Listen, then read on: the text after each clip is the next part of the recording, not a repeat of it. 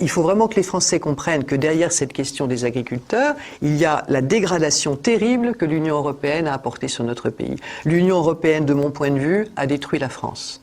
Il n'y a que les pays de l'Union européenne qui sont concernés par ce totalitarisme dictatorial, les deux choses n'étant pas semblables, qui est en train de se mettre en place. Donc le monde entier nous observe, mais le monde entier ne rentre pas dans ce délire. Mais quand Solzhenitsyn nous parle de ça, il faut savoir qu'il nous parle d'un régime totalitaire établi. Le nôtre n'est pas encore établi, il est en train de s'installer.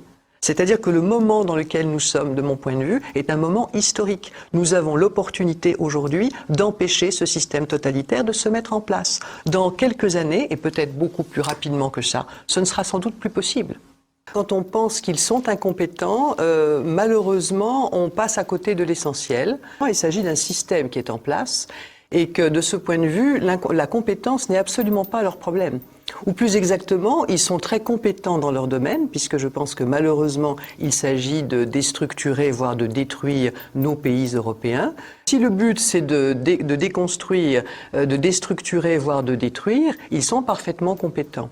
Et en fait, le problème n'est pas qu'ils soient incompétents pour nous, mais qu'ils sont malveillants. Donc ils n'ont pas l'intention de régler les problèmes qui se posent aux Français, la plupart de ces problèmes étant pour la plupart instrumentalisés par eux.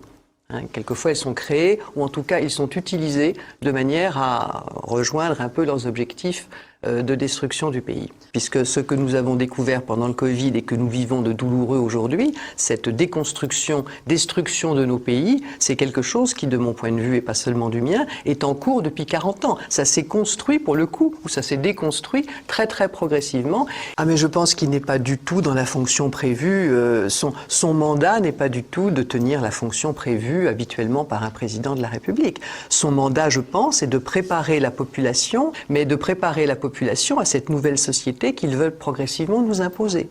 Je crois qu'il est en train encore de préparer les gens à ce à quoi ils vont devoir se soumettre.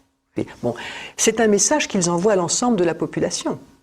Le message qui est envoyé à l'ensemble de la population, c'est « nous avons tous les pouvoirs et vous allez devoir vous soumettre ». Mais il y a aussi toujours ce désir de détruire. Et c'est particulièrement pervers parce qu'une fois que vous êtes rentré malgré vous, en fait, que vous n'avez pas eu la vertu, je dirais presque héroïque, de refuser, par exemple, des ordres illégaux. Une fois que vous rentrez là-dedans, vous rentrez dans une forme de complicité, vous rentrez dans une compromission morale. C'est ce qui nous montre que nous sommes vraiment entrés dans un système totalitaire. Il n'est plus possible de débattre. Et là, nous avons une propagande où tout est absolument faux, tout. Là, c'est ce qu'on appelle la gouvernance par la peur, mais là, c'est même plus de la peur, c'est de la terreur. Nous sommes rentrés dans une logique mortifère. La gouvernance met de la mort au moindre problème, à la moindre difficulté.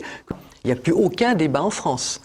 Mais si vous voulez, par exemple, en matière politique, dans un débat déclarer que la France doit sortir de l'Europe, vous n'êtes plus invité sur les plateaux, c'est inutile. Ça n'est plus discutable, c'est ainsi.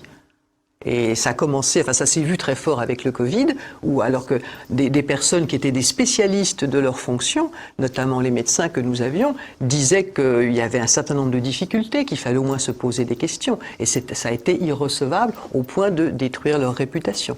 Encore une méthode d'ingénierie sociale, bien sûr. Alors, juste le principe du totalitarisme. C'est-à-dire quand vous savez que vous n'avez pas le droit de dire certaines choses, alors vous avez toujours une petite partie des gens qui résistent et qui disent « je dirai ce que je pense avoir le droit de dire ». Mais pour la grande majorité de la population, progressivement, vous intégrez le mensonge en fait. Entendu. Mais tout ça, ce sont des techniques pour vous amener à vous soumettre à la doxa en fait. Et finalement, quand vous êtes dans un régime totalement totalitaire, si j'ose cette répétition, eh bien, vous ne dites plus rien. L'humour est quelque chose qui terrorise totalement les régimes totalitaires, parce que c'est évidemment prendre le contre-pied, et en plus c'est rassembler les gens qui n'ont pas encore vu. Souvent par l'humour, vous aidez les personnes à comprendre ce qu'elles n'ont pas encore compris. Donc l'humour, c'est un grand ennemi. D'ailleurs, c'est pour ça que nous n'avons plus tellement d'humoristes comme nous avions il y a quelques années. Je crois que ce serait pas possible aujourd'hui. J'imagine difficilement un Coluche revenir aujourd'hui, avec le mordant qu'il avait. C'est pas possible. Ça ne peut se faire que dans le débat. Là, on est dans une logique d'une démocratie qui dit que le débat est dangereux. Sans oublier que le principal producteur de fake news depuis 5 ans, ça n'est absolument pas, ce ne sont pas les réseaux sociaux, c'est le gouvernement. Et on l'a démontré.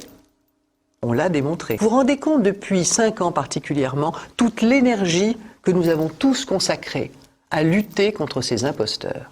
Il n'y a que l'Europe de l'Ouest qui est concernée, en fait. L'Union européenne, pour être très clair. Il n'y a que les pays de l'Union européenne qui sont concernés par ce totalitarisme dictatorial, les deux choses n'étant pas semblables, qui est en train de se mettre en place. Donc le monde entier nous observe, mais le monde entier ne rentre pas dans ce délire. Mais quand Solzhenitsyn nous parle de ça, il faut savoir qu'il nous parle d'un régime totalitaire établi.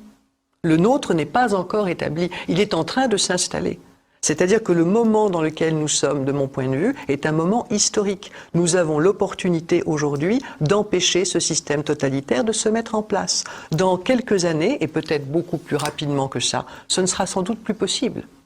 Donc il faut vraiment que les Français comprennent que derrière cette question des agriculteurs, il y a la dégradation terrible que l'Union européenne a apportée sur notre pays.